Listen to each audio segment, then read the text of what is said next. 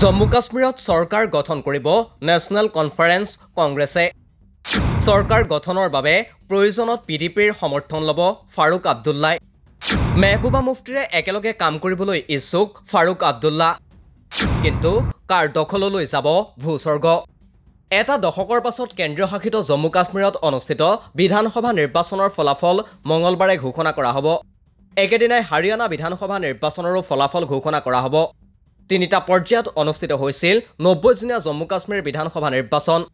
এবাৰ জম্মু কাশ্মীৰত national conference আৰু কংগ্ৰেছ মিত্ৰজোঁটে চৰকাৰ গঠন কৰিব বুলি কেইবাটাও ৰাষ্ট্ৰীয় সংবাদ মাধ্যমৰ সমীক্ষাত সম্ভাৱনা প্ৰকাশ কৰা হৈছে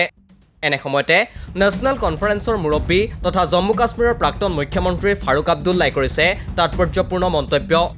প্ৰবীণ ৰাজনীতিকগৰাকীয়ে চৰকাৰ গঠনৰ বাবে প্ৰয়োজনত পিপলছ ডেমক্ৰেটিক পাৰ্টিৰো সমৰ্থন ল'ব বুলি ঘোষণা কৰিছে দলটোৰ মুৰব্বী তথা জম্মু কাশ্মীৰৰ প্ৰাক্তন মুখ্যমন্ত্ৰী মেহবুবা মুফতিৰে একেলগে কাম কৰিবলৈ ইচ্ছুক বুলিও প্ৰকাশ কৰিছে কাৰণ দুয়োগৰাকীৰে লক্ষ্য একেই Where will he hide?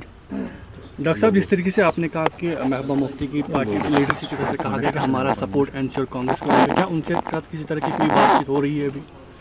कोई बातचीत नहीं हो मैंने कल ही अखबार में पढ़ा है मैं तो दिल से उनको मुबारक करता हूँ शुक्रिया करता हूँ उनका कि वो भी चाहती हैं इस रियासत को इन मुश्किलों से निकालें और मैं समझता हूँ जितना हम लोग इकट्ठे बैठेंगे उतना हम तेज़ी से काम कर सकेंगे तो क्या आप रेडी हैं उनको इंक्लूड करने के क्यों नहीं मैं नहीं समझता हूँ कि हमें किसी को ये कहना चाहिए कि हम तुम्हारे सपोर्ट को नहीं लेंगे मैं तो दिल से लूँगा ফাৰুক আব্দুল্লাৰ এনে ঘোষণাৰ পাছতে জম্মু কাশ্মীৰত নিৰ্বাচনৰ ফলাফলৰ পাছতে ৰাজনৈতিক সমীকৰণ চাবলগীয়া হ'ব স্মৰ্তব্য যে 2014 চনত বিজেপিৰ সৈতে মিত্ৰতাৰে চৰকাৰ গঠন কৰিছিল পিপলছ ডেমক্ৰেটিক পাৰ্টিয়ে মুখ্যমন্ত্ৰীৰ আসনত বহিছিল মেহবুবা মুফতি কিন্তু 2018 চনত এই মিত্ৰতা ভংগ হয় তাৰ পাছত 2019 চনৰ 5 আগষ্টত কেন্দ্ৰীয় চৰকাৰে জম্মু কাশ্মীৰৰ পৰা বাতিল কৰে সংবিধানৰ 370 অনুচ্ছেদ তাৰ পাছত এইবাৰ প্ৰথমবাৰলৈ অনুষ্ঠিত হয় বিধানসভা নিৰ্বাচন